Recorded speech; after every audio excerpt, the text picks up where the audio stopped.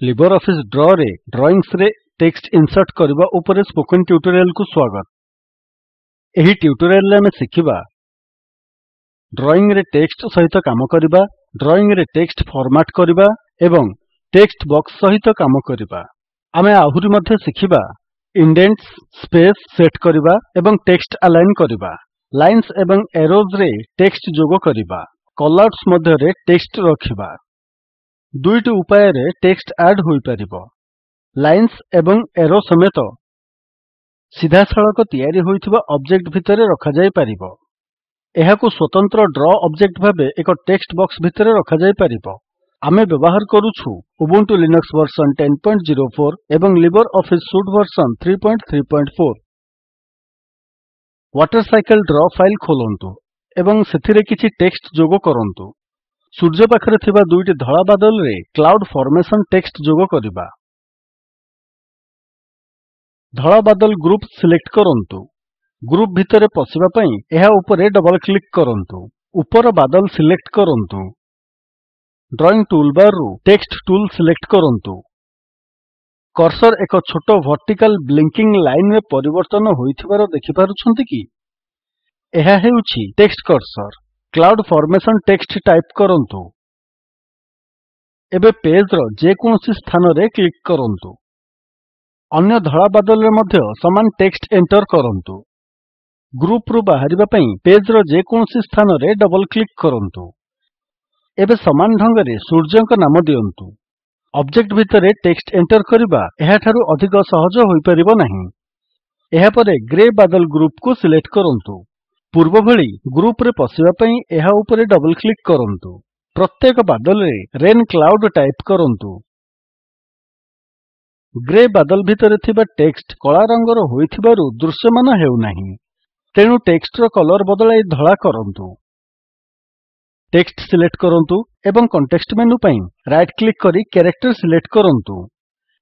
Character dialogue box प्रदर्शित हेबो। Font effects tab select करंतु।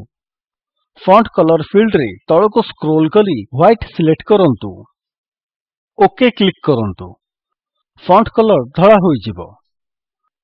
समान ढंग रे आसंतु द्वितीय बादल टेक्स्ट कलर परिवर्तन करिबा। टेक्स्ट सिलेक्ट करंतु एवं राइट क्लिक करी कैरेक्टर सिलेक्ट करंतु। फॉन्ट कलर रे व्हाइट बाछंतु। ग्रुप रु बाहरिबा पई पेज रो जे कोनोसी स्थान रे डबल क्लिक करंतु। समान भाबरे त्रिभुज रे माउंटेन टाइप करंतु जहा पहाड़ को चित्रण करे। कैरेक्टर पई टेक्स्ट फॉर्मेट करि परिबे। ताहा फॉन्ट स्टाइल परिवर्तन करी फॉन्ट को स्पेशल इफेक्ट देबो। पैराग्राफ पई मध्ये टेक्स्ट फॉर्मेट करि परिबे जेपरि टेक्स्ट अलाइन, इंडेंट्स किंबा स्पेसिंग सेट एवं टैब पोजिशन्स सेट करिबा। न हेले एही डायलॉग बॉक्स गुडी को पाई परिबे कॉन्टेक्स्ट मेनू रु किंबा मेन मेनू रु। मेन मेनू रु कैरेक्टर डायलॉग बॉक्स एक्सेस करिबा पई फॉर्मेट क्लिक करी कैरेक्टर सिलेक्ट करंतु। मेन मेनू रु पैराग्राफ डायलॉग बॉक्स एक्सेस करिबा पई फॉर्मेट क्लिक करी पैराग्राफ सिलेक्ट करंतु। आयत क्षेत्र भितरे जेउठी भूतल जल जमी रहिछि देखाइबा पई एक मोटा कळा लाइन टाणंतु। ड्राइंग टूलबार रु लाइन सिलेक्ट करंतु। पेज को कर्सर आणंतु। माउस रो बाम बटन दाबी बामरु डाहाण को ड्रैग करंतु। एक हॉरिजॉन्टल लाइन टाणंतु जहा आयत क्षेत्र को समान दुई भाग रे विभक्त करिवो। भूमि दुई भाग रे विभक्त होई गला। एबे लाइन को ओसारिया करंतु। लाइन सिलेक्ट करी कॉन्टेक्स्ट मेनू पई राइट क्लिक करंतु। लाइन क्लिक करंतु। लाइन डायलॉग बॉक्स प्रदर्शित हेबो। स्टाइल फील्ड रे ड्रॉप डाउन बॉक्स क्लिक करंतु। Ultra fine 2 dots 3 dashes select करंतु। विड्थ फील्ड रे वैल्यू 0.70 एंटर करंतु। ओके क्लिक करंतु। लाइन टी ओसारिया होई गला। आयत क्षेत्र भितरे ग्राउंड वाटर टेबल इंसर्ट करंतु। प्रथमे टेक्स्ट टूल सिलेक्ट करंतु। ड्राइंग टूलबार उपरे एहा हेउछि capital T option. Draw page को आसंतु। एबे कर्सर तळे एक छोटो कैपिटल आई सहित ताहा एक प्लस साइन रे परिवर्तित होई गला। आयत क्षेत्र भितरे क्लिक करंतु। देखंतु एक टेक्स्ट बॉक्स प्रदर्शित हुए। ଏଠାରେ ଗ୍ରାଉଣ୍ଡ ୱାଟର ଟେବଲ୍ ଟାଇପ୍ କରନ୍ତୁ। ଟେକ୍ସଟ ବକ୍ସର ସେଣ୍ଟରରେ ଟେକ୍ସଟ ଆଲାଇନ୍ କରିବା ପାଇଁ ଟେକ୍ସଟ ବକ୍ସ ଭିତରେ କର୍ସର ରଖନ୍ତୁ। ଉପରେ ଥିବା ଷ୍ଟାଣ୍ଡାର୍ଡ ଟୁଲ୍ ବାର୍ ରେ ସେଣ୍ଟର୍ଡ ଆଇକନ୍ ଉପରେ କ୍ଲିକ୍ କରନ୍ତୁ। ସମାନ ଭାବେ ତ୍ରିଭୁଜ ଭିତରେ rain water flows from land into rivers and sea text add କରନ୍ତୁ। ଟ୍ୟୁଟୋରିଆଲକୁ ବିରତି ଦେଇ ଏହି ଆସାଇନମେଣ୍ଟ କରନ୍ତୁ। ଏକ ବର୍ଗକ୍ଷେତ୍ର ଆଙ୍କନ୍ତୁ। Text this is a square. A square has 4 equal sides and 4 equal angles. Each angle in square is 90 degrees. The square is a quadrilateral. Insert କରନ୍ତୁ। ଟେକ୍ସଟ ଡାୟଲଗ୍ ବକ୍ସ ଭିତରେ ଥିବା ଅପ୍ସନ୍ ବ୍ୟବହାର କରି ଏହି ଟେକ୍ସଟକୁ ଫର୍ମାଟ୍ କରନ୍ତୁ। ଟେକ୍ସଟରେ ଫଣ୍ଟ, ସାଇଜ୍, ଷ୍ଟାଇଲ୍ ଏବଂ alignment options ଲାଗୁ କରନ୍ତୁ। ଏବେ ଡାୟାଗ୍ରାମ ଭିତରେ ଆରୋଗୁଡ଼ିକୁ ଆରେଞ୍ଜ କରନ୍ତୁ। ଏହି ଆରୋଗୁଡ଼ିକ ଭୂମି, ଉଦ୍ଭିଦ ଏବଂ ଜଳାଶୟରୁ ବାଦଲ ଆଡ଼କୁ ଜଳର ବାଷ୍ପୀକରଣ ହେଉଥିବା ଦେଖାଇବ। ପୁରା ବାମ ପାର୍ଶ୍ୱରେ ଥିବା ଆରୋକୁ ସିଲେକ୍ଟ କରନ୍ତୁ। କ୍ଲିକ୍ କରି ପାହାଡ଼ ଆଡ଼କୁ ଡ୍ରାଗ୍ କରନ୍ତୁ। ମଝି ଆରୋକୁ ସିଲେକ୍ଟ କରନ୍ତୁ। କ୍ଲିକ୍ କରି ଗଛ ଆଡ଼କୁ ଡ୍ରାଗ୍ କରନ୍ତୁ। ତୃତୀୟ ଆରୋ ପାଣିରୁ ବାଦଲ ଆଡ଼କୁ ଜଳର ବାଷ୍ପୀକରଣ ଦେଖାଏ। ପାହାଡ଼ରୁ ପାଣି ଗଡୁଥିବା ଦେଖାଇବାକୁ ଏକ ରେଖା ଆଙ୍କିବା ପାଇଁ କର୍ଭ ଅପ୍ସନ୍ ବ୍ୟବହାର କରନ୍ତୁ। ଡ୍ରଇଂ ଟୁଲ୍ ବାର୍ ରୁ କର୍ଭ କ୍ଲିକ୍ କରି ଫ୍ରି ଫର୍ମ ଲାଇନ୍ ସିଲେକ୍ଟ କରନ୍ତୁ। ଡ୍ର ପେଜ୍ ରେ ପାହାଡ଼ ପାଖରେ କର୍ସର ରଖନ୍ତୁ। ମାଉସର ବାମ ବଟନ୍ ଦାବି ତଳକୁ ଡ୍ରାଗ୍ କରନ୍ତୁ। ଏକ କର୍ଭଡ୍ ଲାଇନ୍ ଆଙ୍କି ହୋଇଗଲା। ଏବେ ପ୍ରତ୍ୟେକ ଆରୋର ବିବରଣ ଯୋଡ଼ିବା। ଡାହାଣରୁ ପ୍ରଥମ ଆରୋ ସିଲେକ୍ଟ କରି evaporation from rivers and seas type କରନ୍ତୁ। ପେଜର ଯେକୌଣସି ସ୍ଥାନରେ କ୍ଲିକ୍ କରନ୍ତୁ। ଲାଇନ୍ ଉପରେ ଟେକ୍ସଟ ଦେଖାଯିବ। ଧ୍ୟାନ ଦିଅନ୍ତୁ ଯେ ଠିକ୍ ଲାଇନ୍ ଉପରେ ଟେକ୍ସଟ ରହିଥିବାରୁ ଏହା ସ୍ପଷ୍ଟ ଦେଖାଯାଉନି।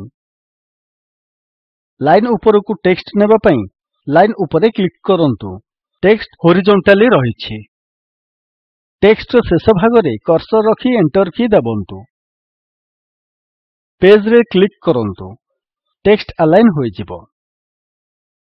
କଣ୍ଟେକ୍ସଟ ମେନୁରୁ ଅପ୍ସନ୍ ବ୍ୟବହାର କରି ଲାଇନ୍ ଏବଂ ଆରୋ ଉପରେ ଟାଇପ୍ କରାଯାଇଥିବା ଟେକ୍ସଟ ମଧ୍ୟ ଫର୍ମାଟ୍ କରାଯାଇପାରିବ। କଣ୍ଟେକ୍ସଟ ମେନୁ ବ୍ୟବହାର କରି ଫଣ୍ଟ ସାଇଜ୍ ଫର୍ମାଟ୍ କରନ୍ତୁ। ଟେକ୍ସଟ ଉପରେ କ୍ଲିକ୍ କରନ୍ତୁ। Evaporation from rivers and seize. ଏବେ ଟେକ୍ସଟ ହୋରାଇଜୋଣ୍ଟାଲ୍ ଅଟେ। ଟେକ୍ସଟ ସିଲେକ୍ଟ କରି କଣ୍ଟେକ୍ସଟ ମେନୁ ପାଇଁ ରାଇଟ୍ କ୍ଲିକ୍ କରନ୍ତୁ। ସାଇଜ୍ ସିଲେକ୍ଟ କରି 22 କ୍ଲିକ୍ କରନ୍ତୁ। ଫଣ୍ଟ ସାଇଜ୍ ପରିବର୍ତ୍ତନ ହୋଇଗଲା। ଏବେ ଅନ୍ୟ ସମସ୍ତ ଆରୋ ପାଇଁ ନିମ୍ନ ଟେକ୍ସଟ ଟାଇପ୍ କରନ୍ତୁ। Evaporation from soil. Evaporation from vegetation. Run off water from the clouds. Grey ବାଦଲରୁ ବର୍ଷା ପଡୁଥିବା ଦେଖାନ୍ତୁ। ବର୍ଷା ଦେଖାଇବା ପାଇଁ ଆମେ ଡଟେଡ୍ ଆରୋଜ୍ ଆଙ୍କିବା ଯାହା ବାଦଲରୁ ତଳ ଆଡ଼କୁ ସୂଚାଉଥିବ। ଡ୍ରଇଂ ଟୁଲ୍ ବାର୍ ରୁ line ends with arrow select କରନ୍ତୁ। ଏହାପରେ ବାମରୁ ପ୍ରଥମ ଗ୍ରେ ବାଦଲ ଉପରେ କର୍ସର ରଖନ୍ତୁ। ମାଉସର ବାମ ବଟନ୍ ଦାବି ତଳକୁ ଡ୍ରାଗ୍ କରନ୍ତୁ। କଣ୍ଟେକ୍ସଟ ମେନୁ ପାଇଁ ରାଇଟ୍ କ୍ଲିକ୍ କରି ଲାଇନ୍ କ୍ଲିକ୍ କରନ୍ତୁ। ଲାଇନ୍ ଡାୟଲଗ୍ ବକ୍ସ ଦେଖାଯିବ। ଲାଇନ୍ ଡ୍ରପ୍ ଡାଉନ୍ ତାଲିକା ଉପରେ କ୍ଲିକ୍ କରନ୍ତୁ ଏବଂ 2 ଡଟ୍ସ 1 ଡାଶ୍ ସିଲେକ୍ଟ କରନ୍ତୁ। ଓକ୍ କ୍ଲିକ୍ କରନ୍ତୁ। ଆମେ ଏକ ଡଟେଡ୍ ଆରୋ ଆଙ୍କିଦେଲେ। ଏହି ବାଦଲ ପାଇଁ ଆଉ ଦୁଇଟି ଆରୋ କପି ଏବଂ ପେଷ୍ଟ କରିବା। ଏବେ ଅନ୍ୟ ବାଦଲ ପାଇଁ ଦୁଇଟି ଆରୋ କପି ଏବଂ ପେଷ୍ଟ କରନ୍ତୁ। ଏବେ ଡଟେଡ୍ ଆରୋଜ୍ ରେ ରେନ୍ ଟାଇପ୍ କରନ୍ତୁ।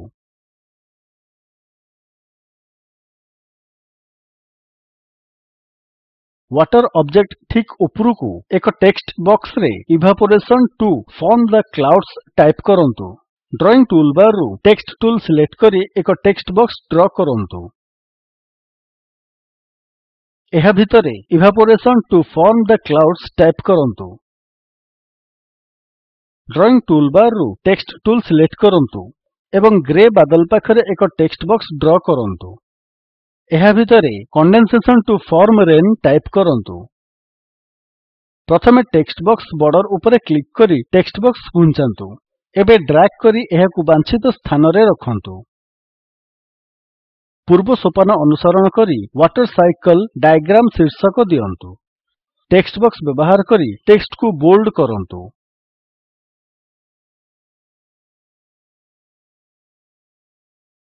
ଆମେ ୱାଟର ସାଇକେଲ ଡାୟାଗ୍ରାମ ଆଙ୍କିବା ସମ୍ପୂର୍ଣ୍ଣ କରିଛେ। ଏବେ କଲଆଉଟ୍ସ ବିଷୟରେ ଶିଖିବା। କଲଆଉଟ୍ସ କଣ? ସେଗୁଡ଼ିକ ହେଉଛି ସ୍ୱତନ୍ତ୍ର ଟେକ୍ସଟ ବକ୍ସମାନ ଯାହା ଡ୍ର ପେଜ୍ ଭିତରେ ଏକ ଅବଜେକ୍ଟ କିମ୍ବା ଏକ ସ୍ଥାନକୁ ଆପଣଙ୍କ ଦୃଷ୍ଟି ଆକର୍ଷଣ କରେ। ଉଦାହରଣ ସ୍ୱରୂପ ଅଧିକାଂଶ କମିକ୍ ବୁକ୍ସରେ କଲଆଉଟ୍ସ ଭିତରେ ଟେକ୍ସଟ ଥାଏ। ଡ୍ର ଫାଇଲ୍ ରେ ଏକ ନୂଆ ପେଜ୍ ଯୋଡ଼ନ୍ତୁ। ମେନ୍ ମେନୁରୁ ଇନସର୍ଟ ସିଲେକ୍ଟ କରି ସ୍ଲାଇଡ୍ କ୍ଲିକ୍ କରନ୍ତୁ।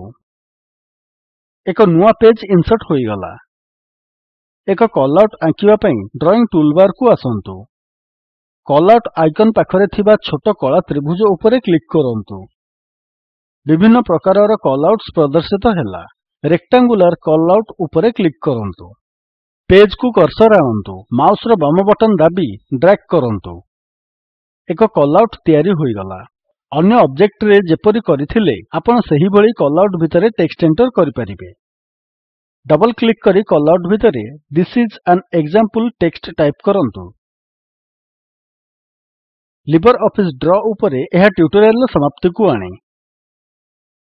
ଏହି ଟ୍ୟୁଟୋରିଆଲରେ ଆପଣ ଶିଖିଲେ ଡ୍ରଇଂରେ ଟେକ୍ସଟ ସହ କାମ କରିବା, ଡ୍ରଇଂରେ ଟେକ୍ସଟ ଫର୍ମାଟ୍ କରିବା, ଟେକ୍ସଟ ବକ୍ସ ସହିତ କାମ କରିବା, ଇଣ୍ଡେଣ୍ଟିଂ, ସ୍ପେସିଂ ଏବଂ ଟେକ୍ସଟ ଆଲାଇନ୍ କରିବା, ଲାଇନ୍ସ ଏବଂ ଏରୋଜରେ ଟେକ୍ସଟ ଆଡ୍ କରିବା, କଲଆଉଟ୍ସ ଭିତରେ ଟେକ୍ସଟ ରଖିବା।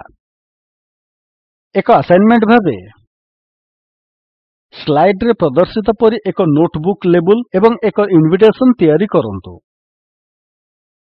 ନିମ୍ନ ଲିଙ୍କରେ ଉପଲବ୍ଧ ଭିଡିଓକୁ ଦେଖନ୍ତୁ। ଏହା ସ୍ପୋକେନ୍ ଟ୍ୟୁଟୋରିଆଲ ପ୍ରୋଜେକ୍ଟକୁ ସାରାଂଶିତ କରେ। ଯଦି ଆପଣଙ୍କର ଭଲ ବ୍ୟାଣ୍ଡୱିଡଥ୍ ନାହିଁ ଏହାକୁ ଡାଉନଲୋଡ୍ କରି ଦେଖିପାରିବେ। Spoken tutorial project team spoken tutorials ବ୍ୟବହାର କରି କର୍ମଶାଳାମାନ ଚଲାନ୍ତି। ଅନଲାଇନ୍ ଟେଷ୍ଟ ପାସ୍ କରୁଥିବା ବ୍ୟକ୍ତିଙ୍କୁ ପ୍ରମାଣପତ୍ର ଦିଅନ୍ତି। ଅଧିକ ବିବରଣୀ ପାଇଁ ଦୟାକରି contact@spoken-tutorial.org କୁ ଲେଖନ୍ତୁ। Spoken tutorial project talk to a teacher ପ୍ରୋଜେକ୍ଟର ଏକ ଅଂଶ। ଏହା ଭାରତ ସରକାରଙ୍କ MHRDର ଆଇସିଟି ମାଧ୍ୟମରେ ରାଷ୍ଟ୍ରୀୟ ସାକ୍ଷରତା ମିଶନ ଦ୍ୱାରା ସମର୍ଥିତ। ଏହି ମିଶନ ଉପରେ ଅଧିକ ବିବରଣୀ spoken-tutorial.org/nmeict-intro ରେ ଉପଲବ୍ଧ।